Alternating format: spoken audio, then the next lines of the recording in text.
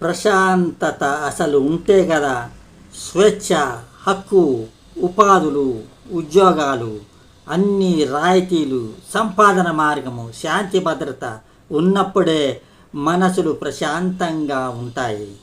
ప్రజలకు కావలసింది ఒక జీవనాధారం, నమ్మకం కలిగించే ప్రణాళికలు, విశ్వాసాన్నిచ్చే ప్రభుత్వాలు.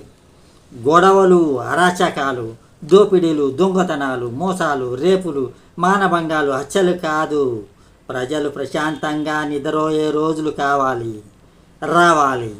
ఎందుకురా జీవుడా అని వలసలకు పోకుండా ఉండాలి.